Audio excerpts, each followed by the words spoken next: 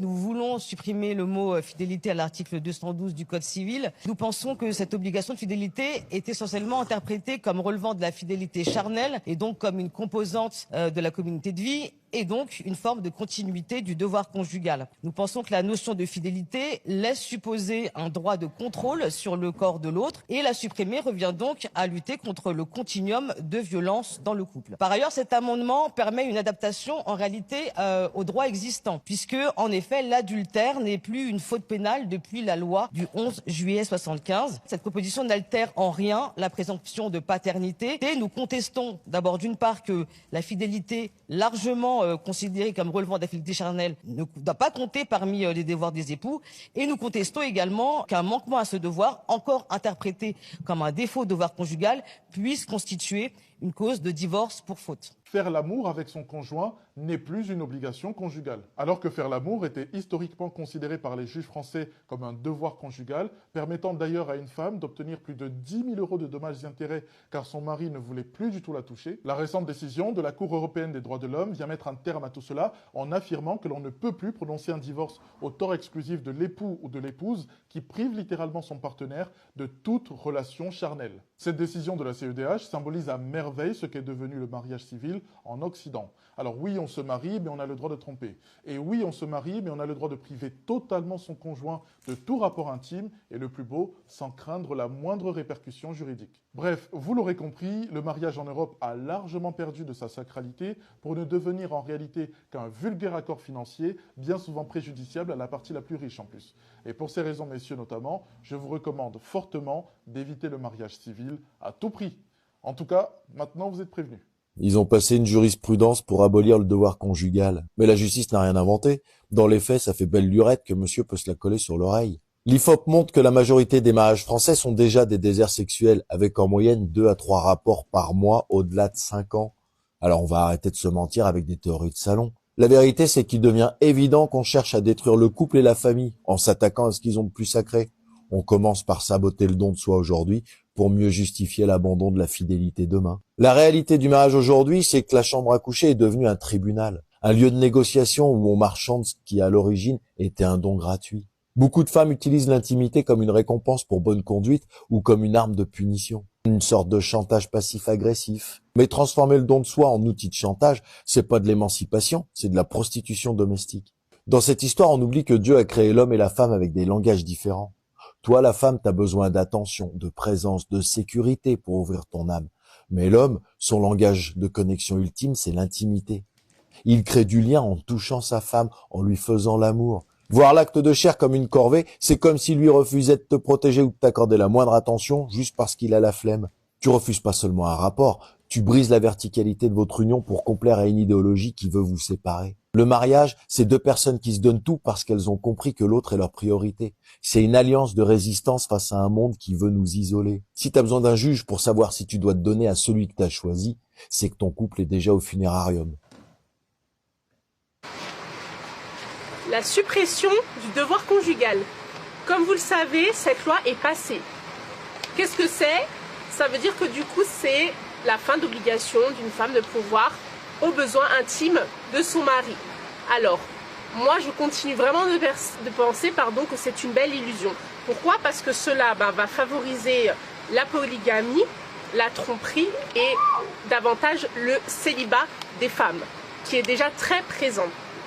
Et je pars vraiment du principe que quand on se marie, nous avons des règles à suivre. C'est un contrat dans lequel nous nous engageons. Donc qui dit engagement dit que forcément c'est un pacte qui doit émaner des 2 personnes.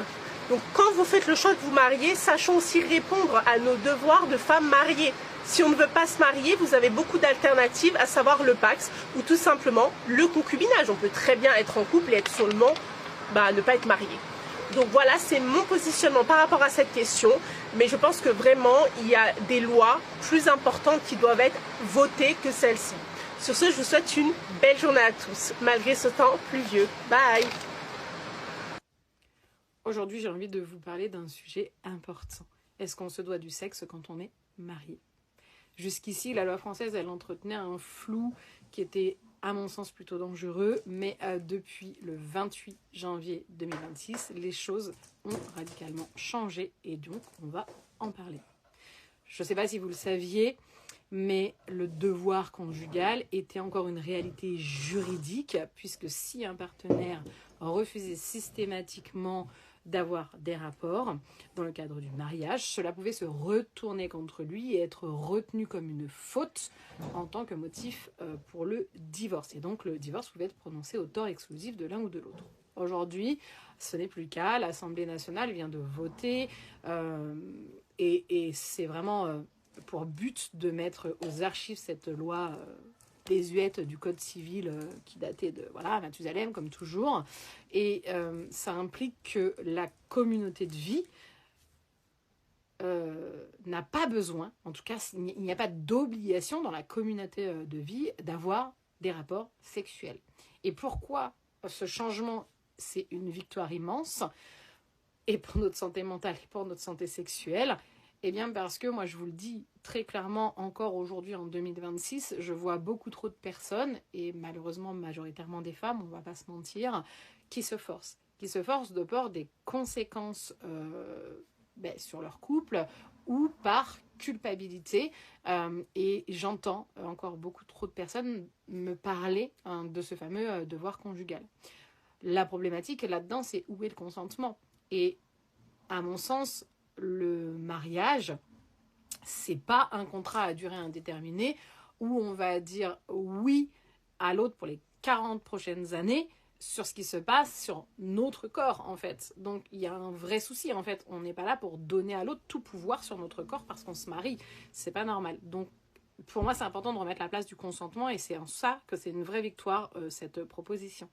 Il faut aussi savoir que le désir, il peut pas naître d'une obligation. C'est pas possible quand on a ce poids, cette obligation d'avoir du désir. C'est pas compatible. Donc, vraiment, moi, mon conseil en tant que thérapeute, c'est de profiter de cette actualité et peut-être d'ouvrir la discussion avec votre partenaire, et pourquoi pas de remplacer le mot devoir conjugal par vouloir conjugal. C'est peut-être quelque chose d'intéressant à se mettre en tête, et de se poser cette question peut-être: comment peut-on cultiver un espace où chacun se sent libre de dire non pour que le oui soit vraiment précieux dans la relation? C'est pour moi essentiel. Posez-vous ces questions-là qui sont hyper importantes si vous voulez être épanoui dans votre couple et dans votre sexualité. La loi, elle s'aligne enfin donc sur le respect du corps et de l'intimité, et ça, c'est vraiment précieux. Je ne sais pas ce que vous en pensez, je ne sais pas si vous étiez au courant de cette actualité. En tout cas, n'hésitez pas à me mettre en commentaire quelle est pour vous la notion du devoir conjugal. Est-ce que cela, ça pesait sur votre couple avant, encore aujourd'hui? N'hésitez pas à me dire un petit peu ce que vous en pensez en commentaire. N'hésitez pas également à vous abonner, à partager, et comme toujours, en attendant de me retrouver, soyez sages, mais pas trop. À très vite. Je ne sais pas si vous avez vu, mais l'Assemblée nationale vient de voter une loi pour mettre fin au devoir conjugal. Qu'est-ce que c'est le devoir conjugal? Alors en fait, en réalité, il n'y a pas vraiment de devoir conjugal. Il y a une communauté de vie dans le Code civil. Ça veut dire qu'il y a une obligation de vivre avec son époux ou son épouse. Et donc, de là découle l'idée de devoir conjugal, qui serait le fait d'avoir des relations sexuelles et le fait d'être en quelque sorte toujours consentante pour avoir des relations sexuelles. En France, par exemple, on pouvait prononcer un divorce en 2019, ça a été le cas, pour simple fait que l'épouse refusait d'avoir des relations sexuelles. Et donc, c'était un divorce au tort de l'épouse. On a été condamné par la Cour européenne des droits de l'homme parce que c'est inacceptable. Et donc, on se fait condamner en 2025, si je ne me trompe pas. Et la Cour européenne des droits de l'homme est venue dire que justement, il n'y avait pas d'obligation au sein des couples, au sein du mariage, d'avoir des relations sexuelles. Et donc, en s'appuyant sur cette jurisprudence, en s'appuyant sur cette décision de la Cour européenne des droits de l'homme, il y a une loi qui a été adoptée aujourd'hui, à l'unanimité d'ailleurs, ce qui est très rare. Bon, il y avait que 150, il y avait une 150aine de députés, hein, donc voilà, mais c'est quand même hyper intéressant. Il faut que ça aille au Sénat maintenant, et on verra ce que ça va amener. Mais en fait, ce que je voulais dire, c'est que c'est super parce que ça vient faire de la prévention. Ça vient faire de la prévention en disant que ce n'est pas parce que l'on est marié qu'on est obligé d'avoir des relations sexuelles. Et ce n'est pas parce qu'on est marié qu'on est toujours consentant pour avoir des relations sexuelles. Il y a ce qu'on appelle le V conjugal, c'est-à-dire le fait d'être V dans une relation maritale.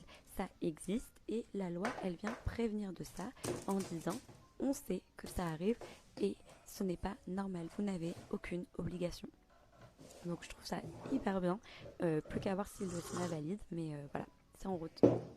Vous savez, Cooper, on peut perdre beaucoup d'argent en courant après une femme, mais on ne perdra jamais une femme en courant après l'argent.